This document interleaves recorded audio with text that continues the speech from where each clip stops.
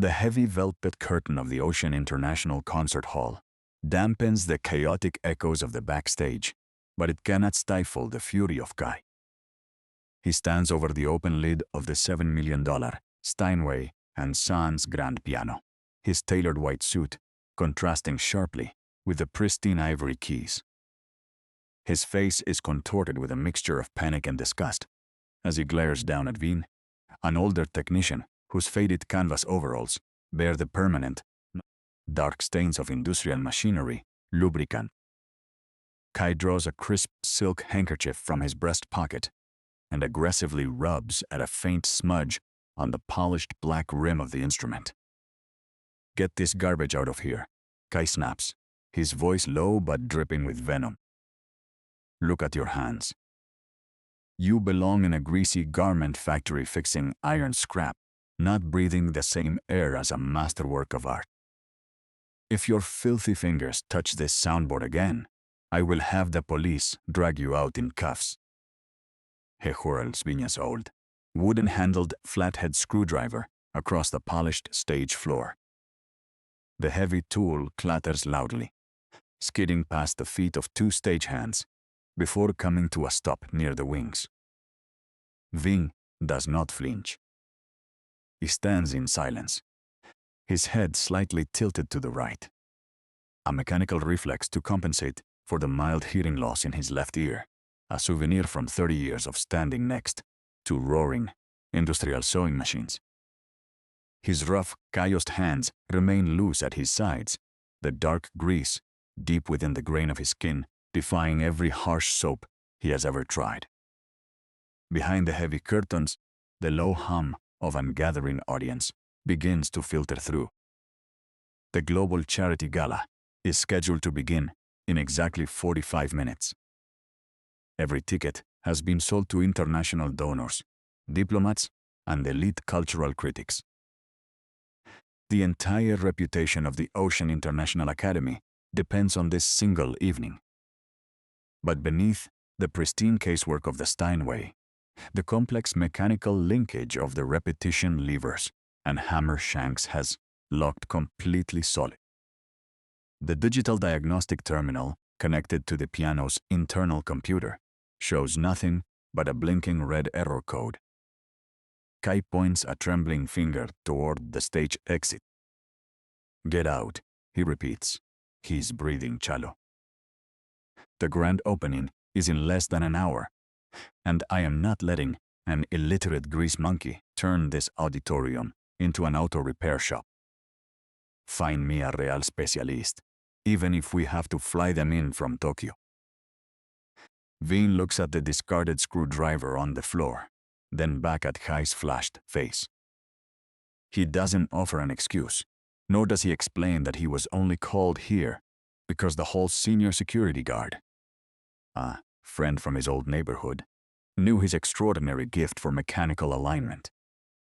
Without a word, Vin bends down, retrieves his tool, and wipes it against his grease-stained thigh. He turns and walks toward the dimly lit back exit, his heavy work boots leaving faint, dull tracks on the glossy stage floor.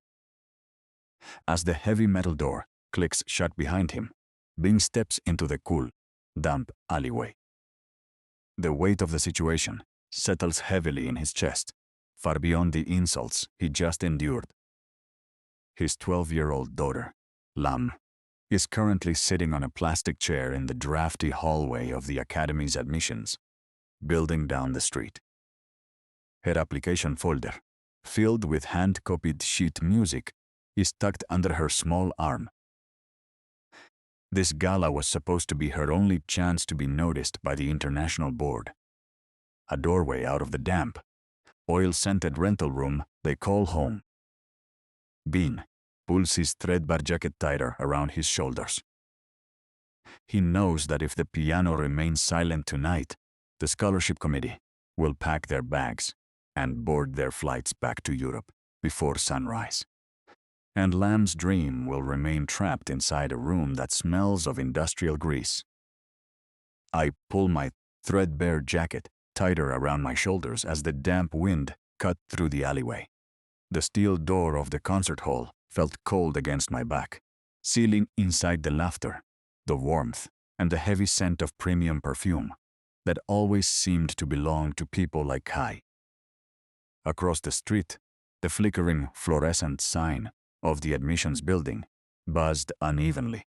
Through the rain-streaked window, I could see Lam.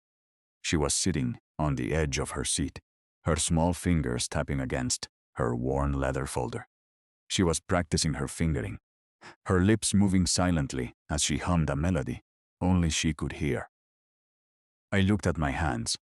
The black industrial grease was worked deep into the cracks of my knuckles, under the nails, into the very grain of my skin. No matter how hard I scrubbed with kerosene or volcanic soap, it never truly came out. To a man like Kai, this grease was a stain, a mark of poverty.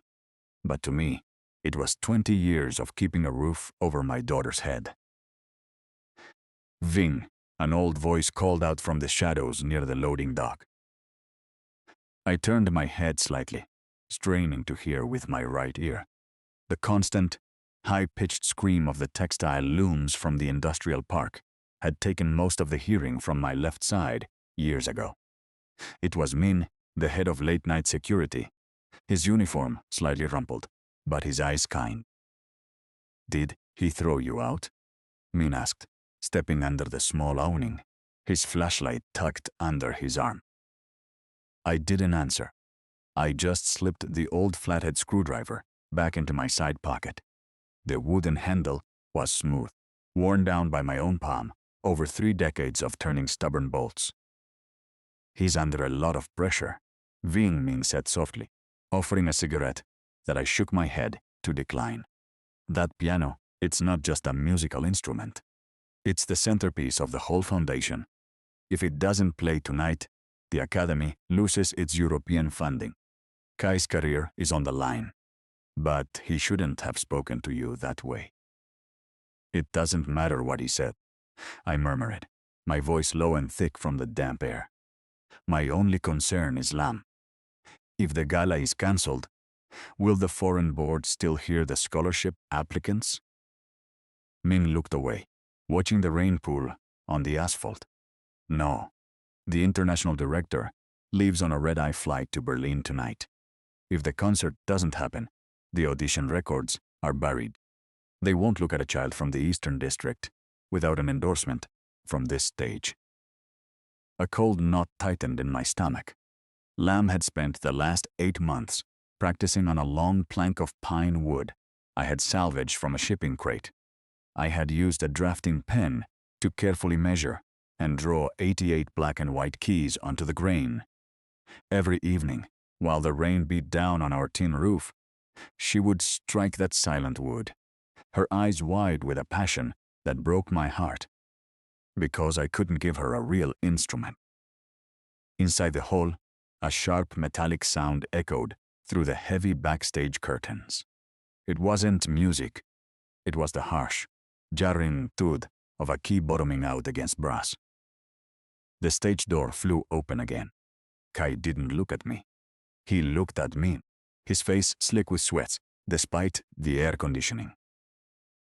"Where is the emergency team from the distributor?" Kai demanded, his voice cracking with panic.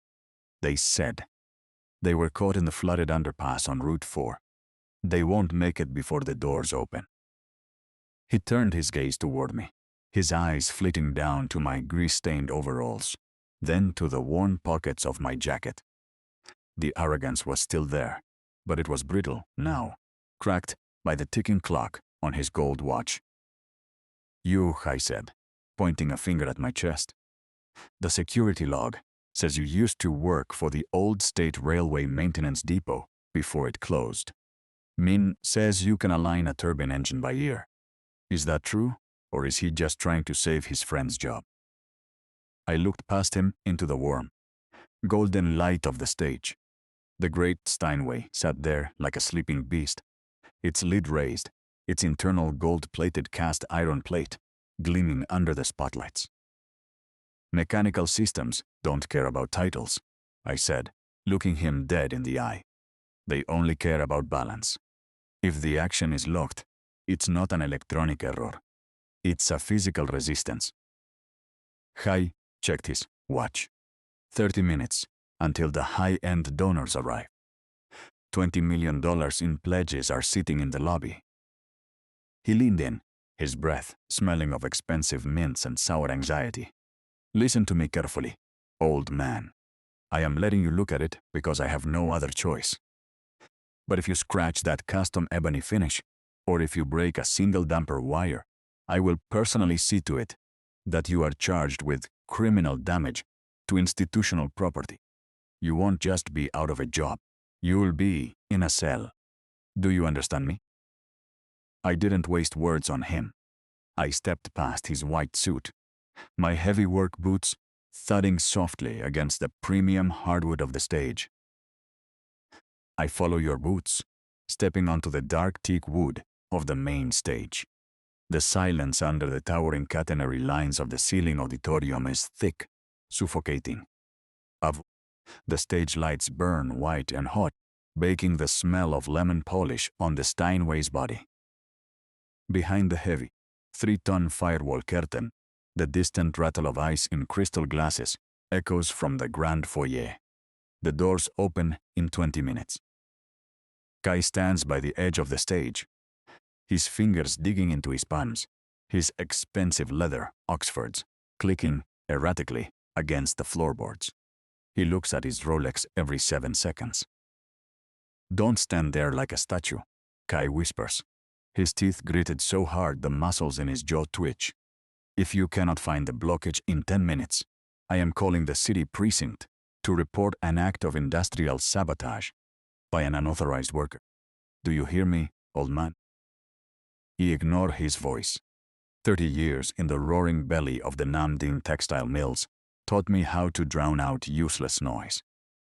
When 500 looms are screaming at 95 decibels, you don't listen to the shouts. You listen to the iron. I walk to the right flank of the instrument. My knees crack loudly in the empty hall as I kneel onto the hard stage wood. The scent of old, pressed wool felt and raw spruce comes from inside the casing, a dry, historic smell, identical to the interior of the ancient German-built steam valves I used to tune at the rail depot. I reach into my pocket and pull out the small bamboo rod lamp, used to clean the dust from beneath her wooden practice board at home. I place one end of the thin wood between my teeth, clamping down with my molars. Then, I lean my head completely into the dark cavity beneath the grand lid, pressing the free end of the bamboo rod directly against the heavy, gold-painted cast-iron plate. What the hell are you doing? Kai takes 2 rapid steps forward, his white suit rustling. Are you biting the soundboard? Stop this madness immediately. Min catches Kai by the elbow. Let him work, director, Min says, his voice flat, steady with the patience of an old soldier. He is bone conduction sensing. He's not using his ears. He's using his school. I close my eyes. The world goes black, and the distance between my life and this $7 million machine vanishes. With my right index finger, he tapped the middle C key. The key moves down 3 millimeters, then hits a rubbery, solid wall. Through the bamboo rod, a tiny vibration travels through my teeth, into my jawbone, and directly into the internal structure of my right inner ear. It isn't a clean sound. It is a wet, muffled thump, followed by a microsecond rattle of steel against wire. It isn't a broken repetition lever. The wood isn't warped. I shift the bamboo rod 5 inches to the left, pressing it against the main balance rail pin housing. I strike the key again. The vibration is different here. It has a sharp metallic ring that shouldn't exist in the soft, wool-felt world of the piano's action. It feels like a tiny tooth gripping a gear. I pull my head out of the instrument, my forehead slick with grease-mixed sweat. I look down at my side pocket, where the flathead screwdriver rests. There is an obstruction in the lower weapon flange assembly, I say, my voice gravely against the acoustic grandeur of the hall. Deep in the third octave register, someone dropped something through the music desk during the afternoon rehearsal. Kai's face goes from red to a pale, sallow green. Impossibility. He stammers. The lid was locked until 4 o'clock. Only the senior faculty and the guest soloist had access. Then one of your senior faculty wears cheap steel hairpins, I say, reaching into my canvas pouch for a small flashlight. I click the light on, aiming the beam through the narrow, 2-millimeter gap between the black sharps and the white naturals. Deep in the dark valley, where the key sticks pivot on their center pins, something catches the light. It is a small, curved crescent of blue-tempered industrial steel. My breath hitches in my throat. I know that steel. I know the exact bend of that wire. It isn't an expensive salon hairpin from the city's elite. It is a 3-inch retaining clip from a Singer 201K industrial sewing machine. The exact clip I had filed down by hand last Tuesday at our kitchen table to make a hair barrette for Lamb, so her dark hair wouldn't fall into her eyes while she studied her silent wooden keyboard. It must have caught in the wool lining of my old work jacket when I hugged her goodbye at the admissions gate, then fallen into the keybed when I first leaned over the instrument 20 minutes ago. The lock on the $7 million piano wasn't an accident. It was my fault.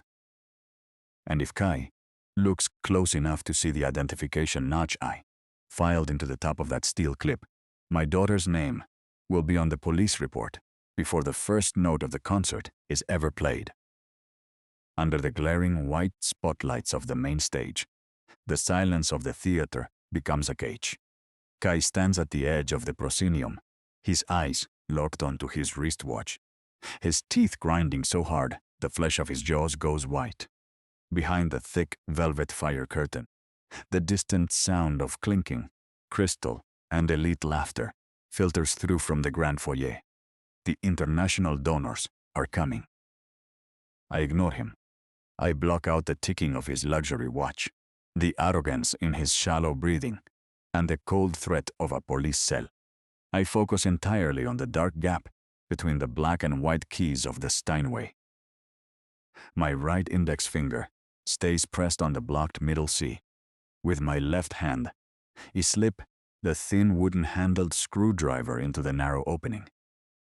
My touch is light, precise, the muscle memory of 30 years, balancing high-speed mechanical steel.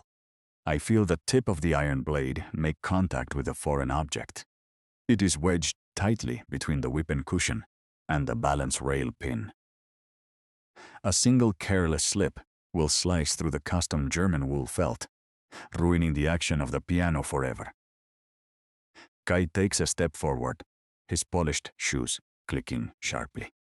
10 minutes, old man, he whispers, his voice cracking with a desperate malice. If that key doesn't drop now, I am calling the city precinct. I will make sure they charge you with malicious damage to cultural heritage. Your daughter's little music folder will be thrown into the gutter, along with you. I don't look up. I don't answer. I lean my right ear lower, aligning it with the open soundboard, listening to the tiny, dry scraping of metal against metal inside the wood. Slowly, using the vet head of the screwdriver as a lever, I apply a microgram of upward pressure. The wood of the keyframe groans softly, a sound only an ear tuned to industrial tension can detect. The blue-tempered steel clip shifts. It is my daughter's clip. The notch I filed into the top of the steel barrette catches the light for a split second inside the dark chamber. If Kai bends down, if he looks into the gap with his gold-rimmed glasses, he will see the custom mark. He will connect the dot to the little girl, waiting in the rain down the street. My knuckles turn white. The industrial grease on my skin smears against the clean inner wooden frame of the piano, a dark, permanent mark hidden beneath the pristine ivory keys. I swallow the dryness in my throat, my fingers completely steady, despite the hammering of my heart. I twist the screwdriver 3 millimeters to the left, capturing the wire crescent against the side of the blade. With a swift, silent upward pull, my hand jerks back. The blue-tempered steel clip slides out of the keybed, hidden completely within the tight palm of my greasy hand. At the exact same microsecond, the middle C key pops back up, aligning perfectly with the rest of the ivory row. Min, the security guard, lets out a long breath from the shadows. Before Kai can speak, I press the key down again. The wooden hammer rises.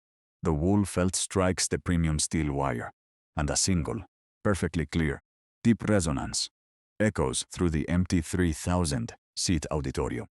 The note is pure. The mechanical lock is broken. Kai stares at the moving key, his mouth slightly open. For a second, the panic leaves his face, replaced by a cold, calculating look.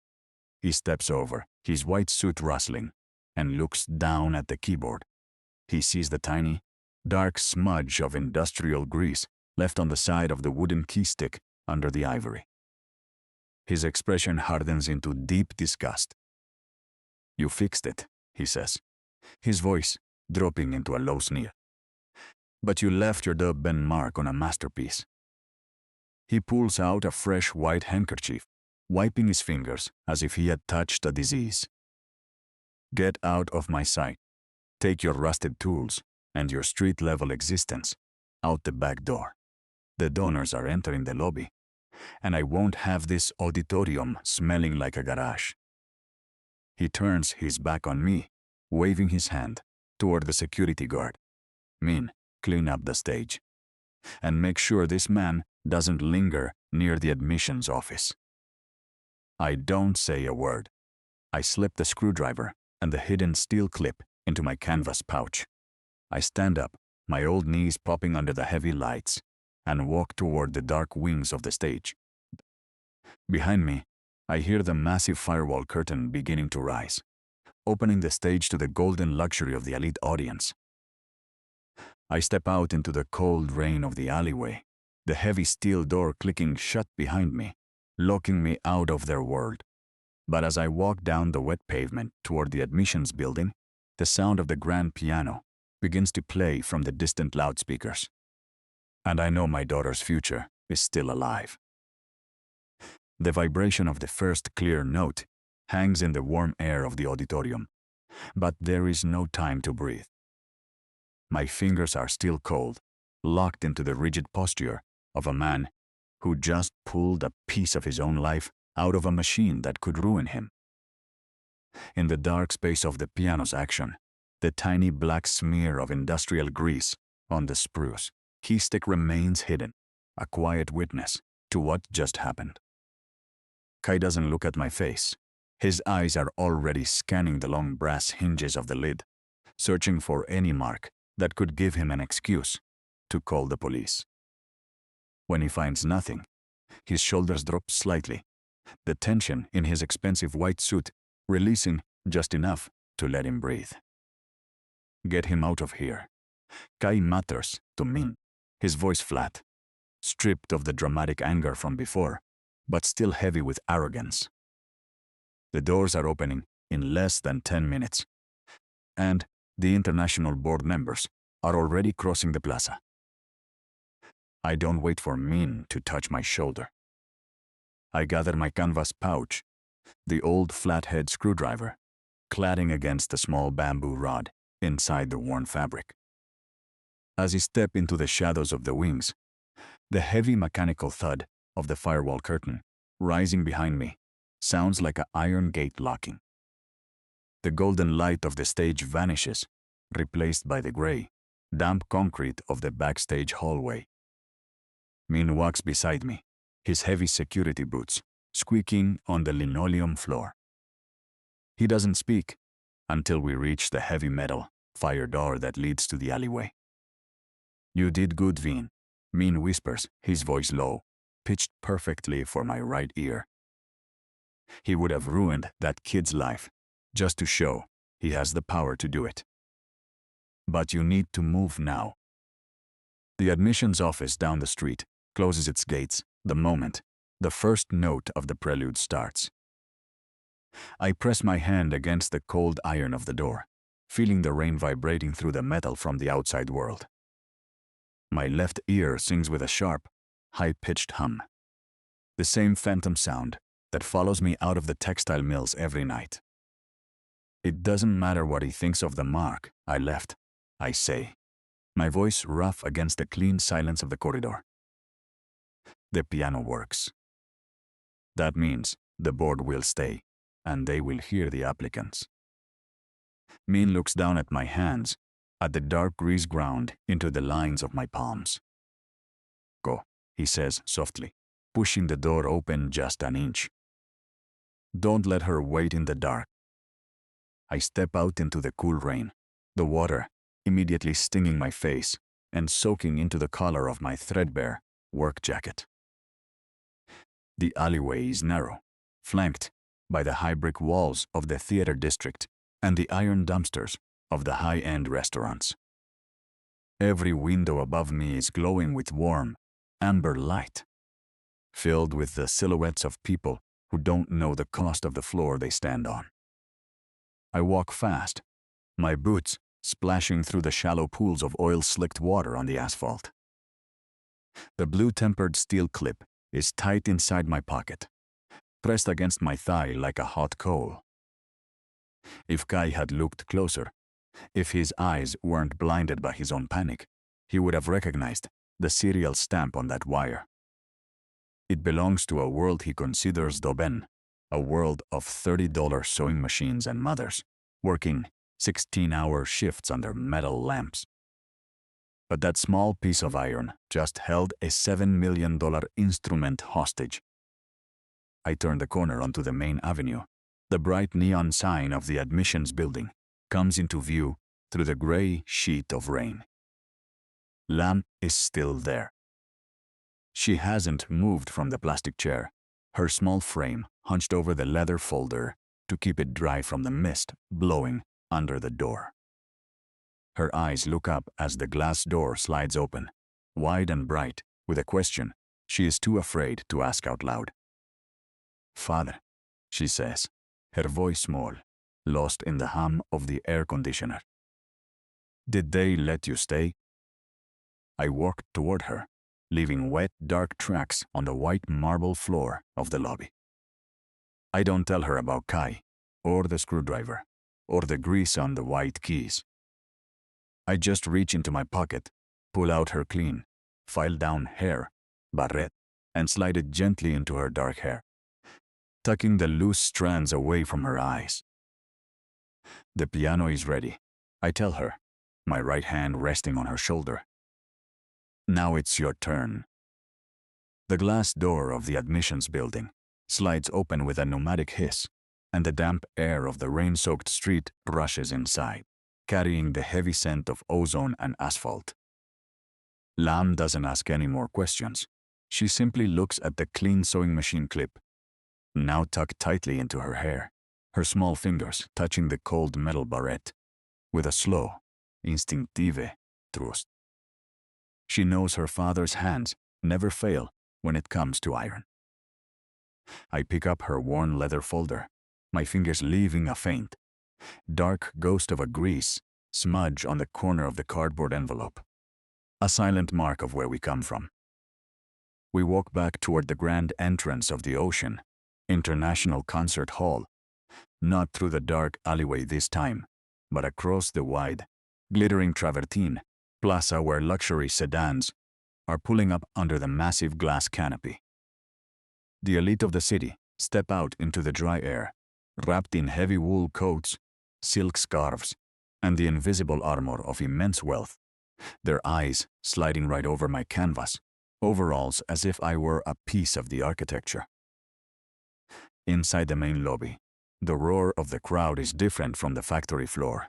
It is a polite, murmuring sea of low voices, the rustle of evening gowns, and the sharp, rhythmic clicking of high heels on polished marble.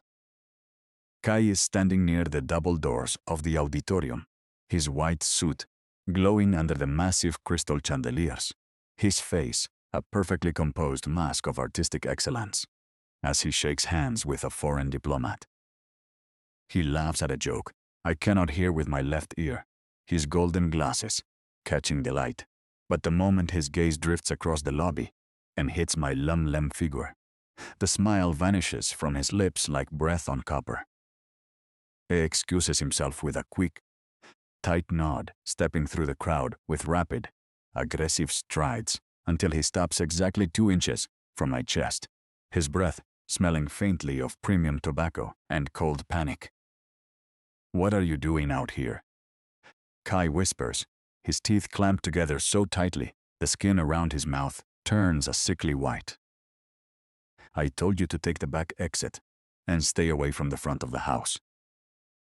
The international board members are sitting in the VIP box right now, and I will not have a grease monkey from the industrial district ruining the aesthetic of this institution."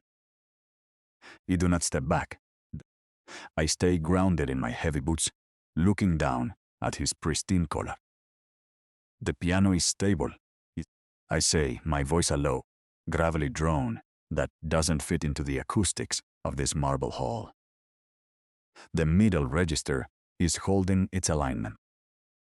"My daughter is here for the scholarship audition."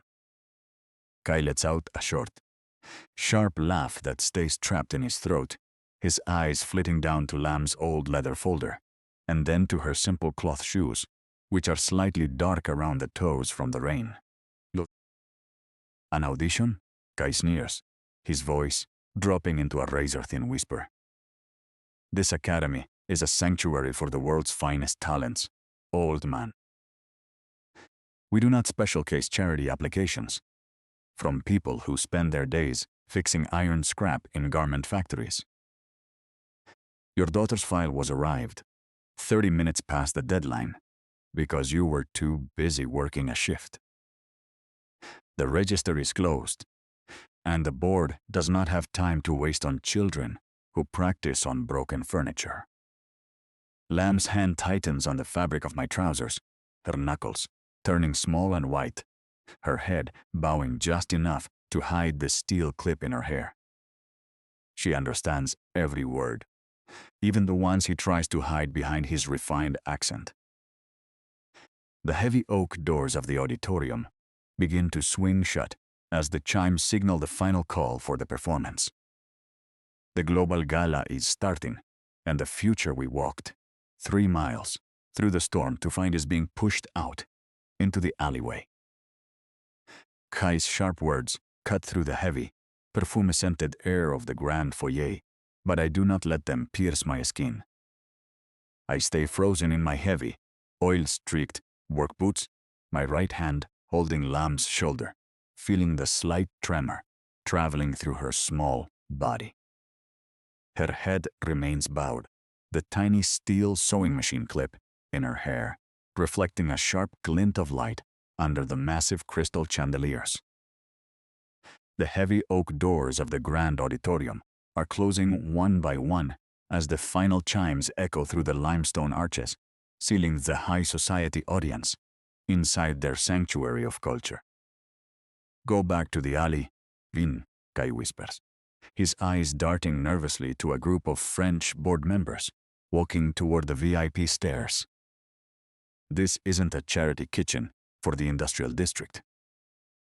We are here to evaluate elite artistry, not to look at people who spend their lives cleaning gears."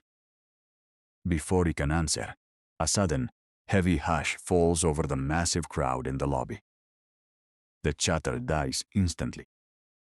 The iron fire door behind the main doors swings open, and a tall, slender man with stark white hair and a dark wool coat walks into the marble hall. It is Chairman Arthur, the absolute head of the International Music Trust, and the very man whose name is stamped on the scholarship certificates. Kai's face changes in a fraction of a second, the cruel sneer dissolving into a wide, theatrical smile as he quickly steps away from us, straightening his white lapels. "Chairman Arthur," What a profound honor, Kai says, his voice raised just enough to catch the attention of the surrounding donors as he extends his hand.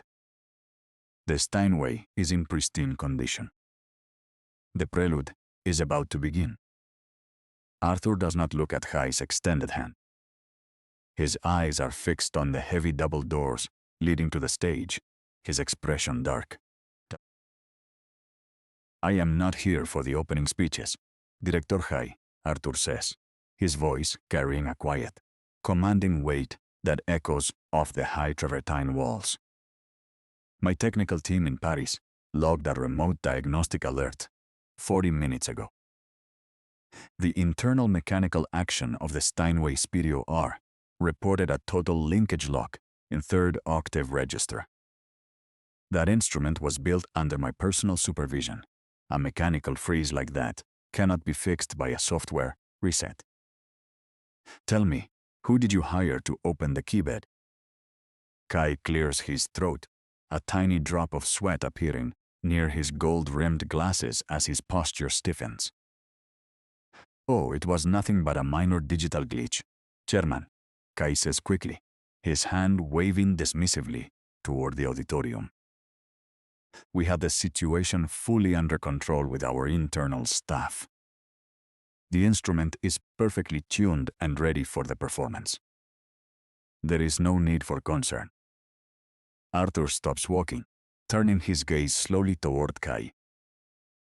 A minor digital glitch does not cause a 20-millimeter drop in the balance rail pins, Arthur says, his eyes narrowing.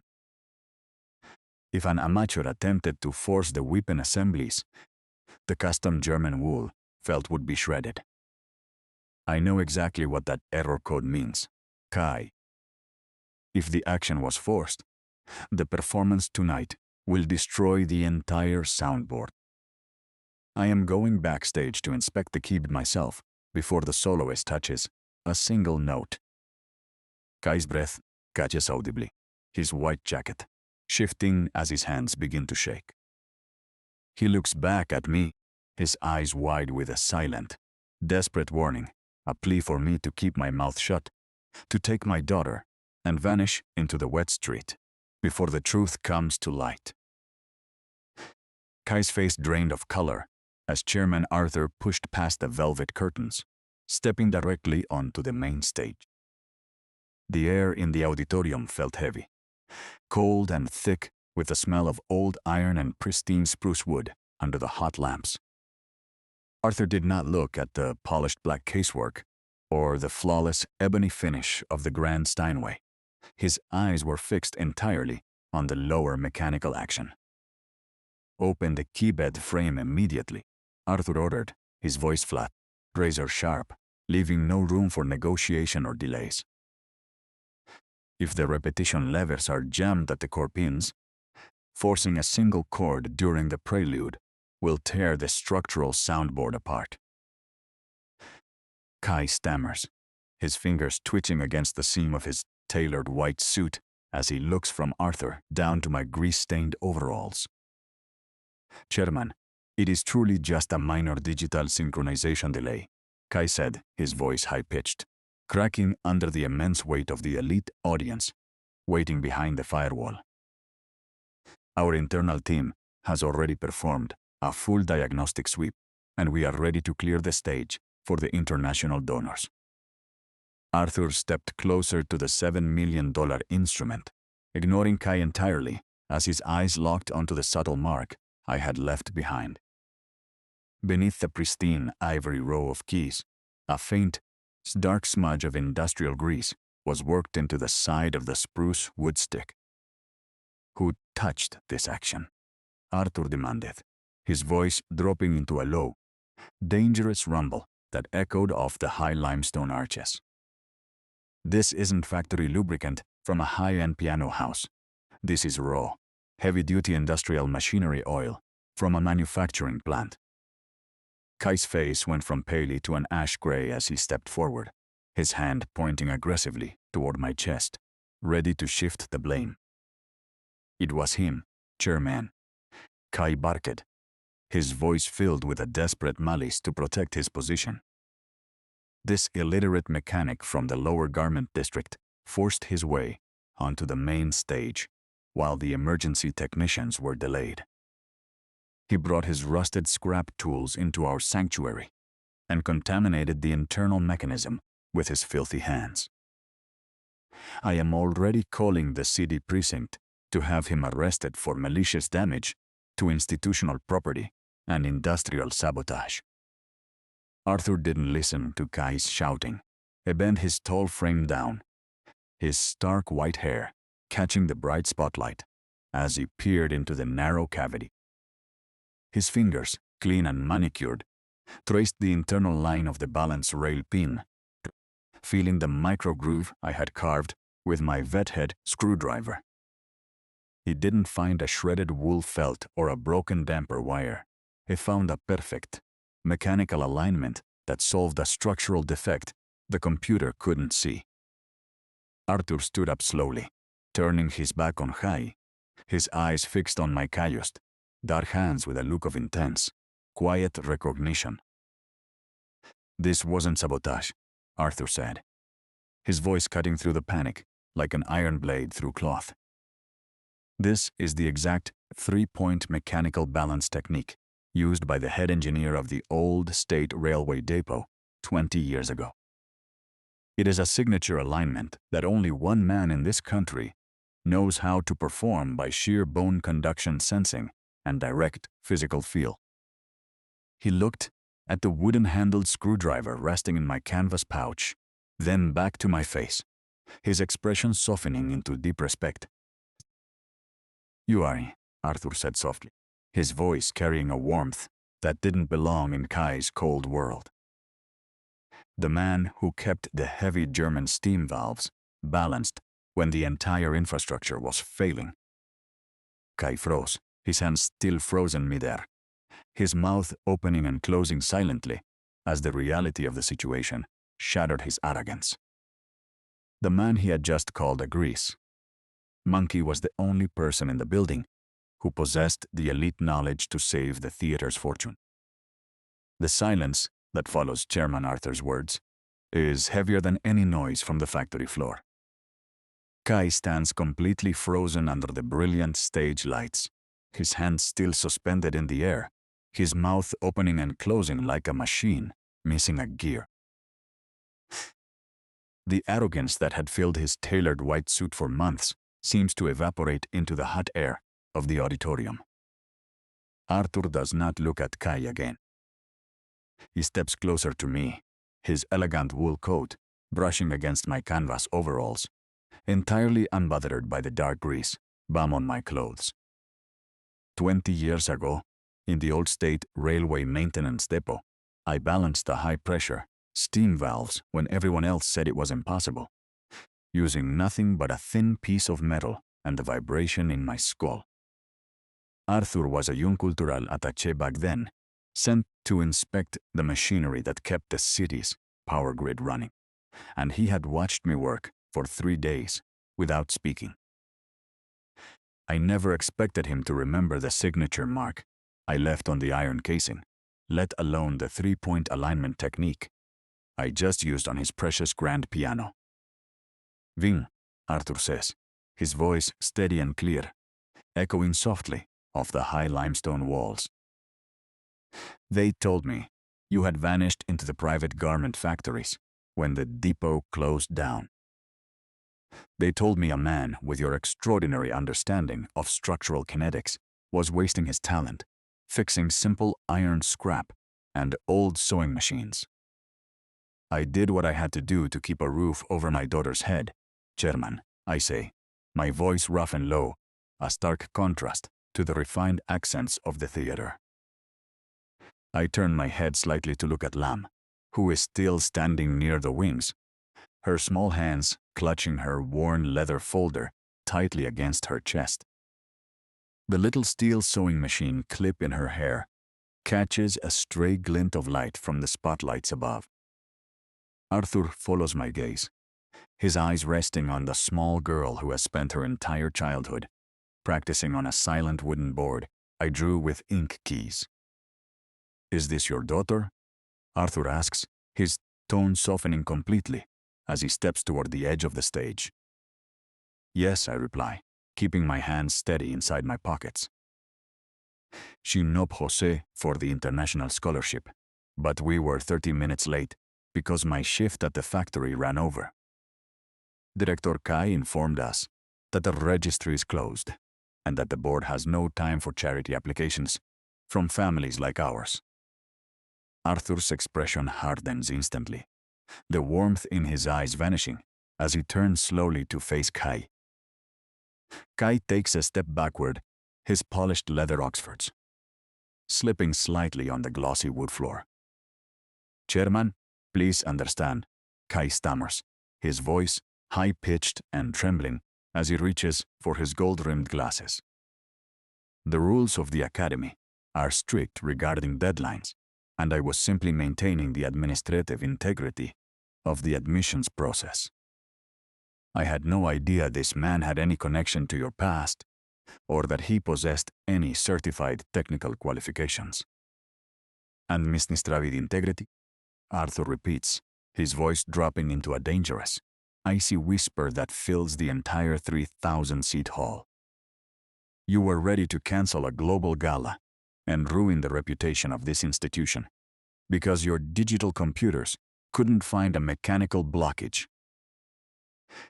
You were ready to call the police to arrest the only man in this city who could save this performance, simply because his clothes smell of industrial grease. And you turned away a child with a genetic gift for structural harmony before she even touched a Fimo or opened her folder. Arthur steps forward, his tall frame completely dominating the space, stripping Kai of every ounce of authority he had manufactured. Effective immediately, Director Kai, you are relieved of your duties as executive manager of this gala and head of the admissions committee. The International Music Trust will conduct a full audit of your department tomorrow morning at 7 o'clock. You can pack your personal effects from the administrative office tonight before the auditorium doors lock. Kai looks around the stage, searching for support from the stagehands or the security guards, but everyone stays perfectly still, their eyes fixed on the floor. Min, the old guard, stands near the wings with his shoulders square, a quiet smile hidden in the shadow of his uniform cap.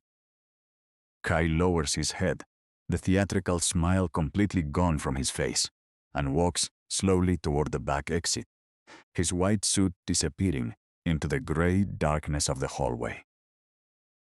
The firewall curtain begins to hum as the stage crew gets the signal to prepare for the grand opening. The elite audience is already filling the rows behind the velvet barrier, their low voices creating a gentle sea of sound. Arthur turns back to me and Lam, his hand reaching out to touch the worn cardboard of her application folder. The prelude will begin in 5 minutes. Vin, Arthur says, looking straight into my right ear. But after the guest soloist finishes the final movement, the board will remain in their seats for an extraordinary session. Your daughter will play on this Steinway, under these lights, before the international committee leaves for the airport. And she will not need a ticket or an endorsement from a man who only looks at the surface of things. I look down at my hands, at the dark, stubborn grease worked deep into the grain of my skin, and for the first time in 20 years, I don't feel the urge to wash it away. The massive velvet curtain drops with a heavy, final thud, cutting off the roaring applause of the 3,000-seat auditorium. The golden luxury of the main stage fades into the dim, cool shadows of the backstage hallway as I step away from the limestone archway. Lam is walking right beside me, her small frame no longer shaking, her fingers gently clutching the white leather folder with the official gold seal of the International Music Trust. The blue-tempered sewing machine clip in her hair glints one last time under the corridor service lights before we push open the heavy iron fire door. The cool, damp air of the alleyway hits my face, washing away the lingering scent of premium lemon polish and expensive perfume. It is late, and the steady rain has turned the asphalt into a dark, oil-slicked mirror that reflects the distant neon signs of the city. Viña, a voice calls out from the shadow of the loading dock. Chairman Arthur walks out into the rain, his elegant wool coat unbuttoned, his white hair catching the silver glow of the street lamp. He does not look at my grease-stained overalls with disgust. He walks straight up to us and stops, looking down at Lam with a quiet, profound respect. She did not just play the notes. Bing, Arthur says, his voice gravelly but filled with a deep warmth. She understands the internal tension of the strings, the exact physical weight of the keys,